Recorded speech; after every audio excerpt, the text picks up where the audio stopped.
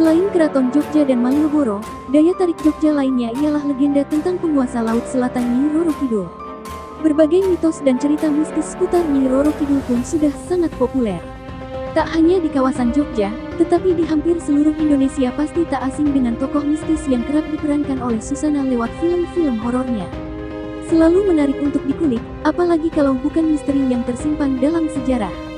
Tak terkecuali untuk Keraton Yogyakarta, yang sampai sekarang masih bertahan sejak didirikan lebih dari 2 abad lalu. Eksis selama ratusan tahun, sudah pasti berbagai peranti tua di dalamnya memiliki kisah bersejarah. Satu di antara beragam peninggalan dari masa lalu itu, kereta kencana Keraton Yogyakarta tak pernah luput dari rasa penasaran. Tak heran jika wisatawan dilarang sembarangan menyentuh, apalagi menaiki kereta kencana di Museum Kereta Keraton Yogyakarta.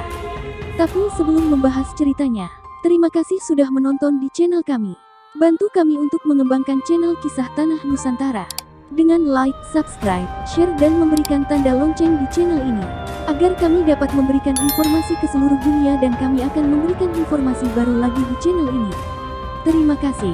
Mendengar kereta kencana di kota Yogyakarta, yang sering dianggap paling keramat dan penuh misteri adalah kereta kencana Kanjeng Nyai Jimat. Sama-sama barang antik, kereta kencana yang paling dihormati ini disebut-sebut memancarkan aura mistis dan angker. Ada beberapa cerita pengunjung yang mengaku melihat benda tak kasat mata di kereta itu. Bahkan, dari beberapa pengakuan pengunjung, penampakan Nyi Roro Kidul pernah terlihat duduk di dalam kereta Kanjeng Nyai Jimat.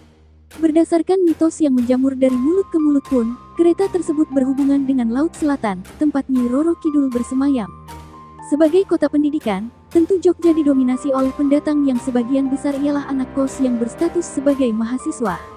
Di kos yang pernah saya tinggali, ada mahasiswa yang berasal dari Surabaya bernama Dewi. Kami ngekos di situ karena biaya sewanya cukup murah bila dibandingkan dengan kos yang lain, walaupun tempat kos yang saya tinggali seperti bangunan tua zaman dahulu. Konon samping bangunan kos dulunya tempat penyimpanan barang dan sampingnya terdapat kandang kuda dari Keraton Yogyakarta itu sendiri dan tak jauh dari Keraton Yogyakarta itu sendiri ada satu ruangan besar yang memang sengaja dibiarkan terbengkalai dan ditutup dengan pintu kayu zaman dahulu dengan ukiran khas Keraton Yogyakarta zaman dahulu. Kebetulan kamar saya dan kamar Dewi berada di lantai dasar, satu lantai dengan ruangan kosong penuh selimut misteri tersebut. Konon di dalam ruangan terdapat kereta Keraton Yogyakarta. Pada suatu malam, saat yang lain sudah terlelap, Dewi mengalami kejadian janggal yang membuatnya tak bisa tidur. Dia mendengar suara kereta lewat di samping tembok kamarnya yang kebetulan dekat dengan lorong menuju ruangan yang dikeramatkan warga itu. Dia berpikir, yang lewat barusan pasti kereta kencana milik Nyi Roro Kidul. Langsung saja Dewi menarik selimut dan menutupi kepalanya karena rasa takut yang tak bisa dia kendalikan. Teror kereta Nyi Roro Kidul dia alami sampai beberapa malam. Karena Dewi anak baru, maka dia belum begitu kenal dan akrab dengan penghuni kamar yang lain. Itu sebabnya dia terkadang sungkan untuk bertanya ataupun curhat, hingga kejadian-kejadian janggal yang dia alami di kos pun tak berani dia utarakan. Akibatnya, dia memendam ketakutan sendirian hampir tiap malam di dalam kamarnya yang hanya berukuran tak lebih dari 3 kali 4 meter. Di suatu hari yang cukup cerah, saat saya asyik nonton televisi, Dewi membuka obrolan dengan cerita mistis seputar Nyi Roro Kidul yang dia dengar dari ibunya saat di kampung. Saya hanya mengangguk-anggukkan kepala, karena legenda Nyi Roro Kidul juga saya peroleh dari mulut ke mulut, berasal dari cerita orang-orang.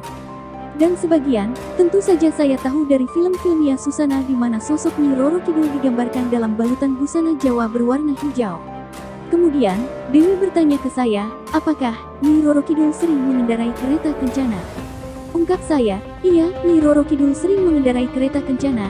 Saya sedikit bercerita tentang yang beredar di kota asalku di Solo. Setiap bulan Suro, jika ada hujan deras disertai angin kencang dan petir menggelegar menyambar-nyambar, mitosnya adalah Nyi Roro Kidul sedang lewat mengendarai kereta kencana untuk berkunjung sowan ke Keraton Solo, jawabku memberi penjelasan. Mendengar jawaban saya, raut muka Dewi langsung berubah.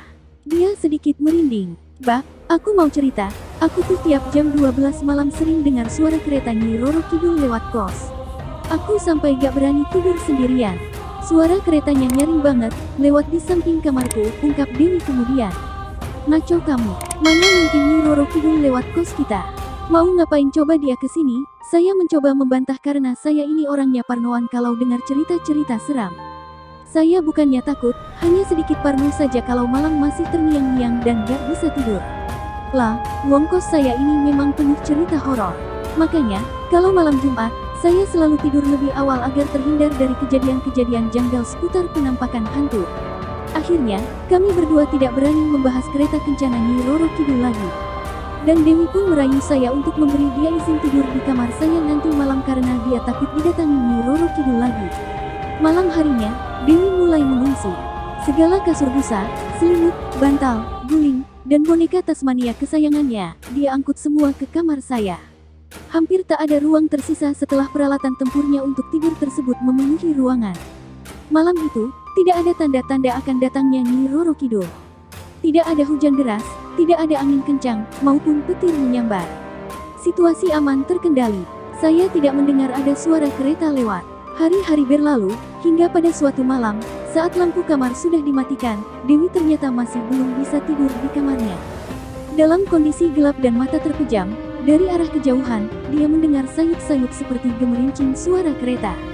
Teror kereta kencana Nyi Roro Kidul itu pun kembali menghantuinya. Jantungnya bergeduk kencang. Dengan membaca beberapa doa, Dewi pun berusaha untuk mencoba melawan rasa takutnya. Dalam suasana seram seperti itu, bulu kuduk Dewi makin merinding tatkala dia teringat dengan sekelumit cerita tentang ruangan kosong yang katanya sering menampakkan wujudnya memakai gaun hijau memakai kereta di lorong. Ditambah lagi, ada cerita dari seorang anak kos yang bisa melihat hal gaib mengatakan bahwa kerap kali ada penampakan sosok laki-laki duduk di kursi rotan yang terletak di depan kamar Dewi.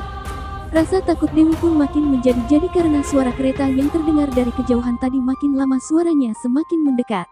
Dewi pun semakin enjingkrung dan menarik selimut hingga menutupi kepalanya. Badannya kaku. Dari cerita masyarakat sekitar, di ruangan itu dulunya memang sering buat aktivitas masuk dan keluarnya kereta Kraton Yogyakarta. Sering abdi dalam keraton itu setiap hari tertentu, datang dan membersihkan ruangan yang tertutup itu. Dari legenda yang kini sudah tersebar luas, konon dari cerita zaman dahulunya, ada seorang abdi dalam keraton yang memperoleh kereta itu dari Laut Selatan. Saat itu, ia sedang memancing. Kemudian, kailnya tersangkut dan saat ditarik, terbawalah sebuah kereta kencana. Menurut mitos yang sama, kereta itu berasal dari sebuah kerajaan di India yang sengaja dilarung untuk mengusir wabah kolera. Begitu dilarung, kereta tersebut melayang terombang-ambing sampai ke Laut Selatan. Namun, lain cerita dengan sejarah kereta Kanjeng Nyai Jimat yang tercatat di situs resmi Keraton Jogja. Bukan mitos, kereta pusaka bergelar Kanjeng Nyai Jimat ini usianya paling tua dibanding kereta kencana lainnya. Dibuat antara tahun 1740 sampai tahun 1750 di Belanda, kereta kencana Kanjeng Nyai Jimat diberikan Gubernur Jenderal VOC Jefet Mosel sebagai hadiah untuk Sri Sultan Hamengkubuwono I setelah perjanjian Giyanti pada 1755. Kereta bergaya Renaissance ini biasa digunakan bangsawan kelas tertinggi atau para raja di Eropa. Setiap Selasa Kliwon atau Jumat Kliwon di bulan Sura, kereta pusaka tersebut dikeluarkan untuk dibersihkan. Biasanya, dalam ritual jamasan tersebut, masyarakat yang datang berebut air yang dipakai dalam upacara. Mereka percaya, air perasan jeruk nipis dan air kembang setaman untuk memandikan kereta Kanjeng Nyai Jimat bisa mendatangkan berkah hingga menyembuhkan penyakit. Terima kasih sudah menonton di channel kami. Bantu kami untuk mengembangkan channel Kisah Tanah Nusantara dengan like, subscribe, share dan memberikan tanda lonceng di channel ini, agar kami dapat memberikan informasi ke seluruh dunia dan kami akan memberikan informasi baru lagi di channel ini. Terima kasih.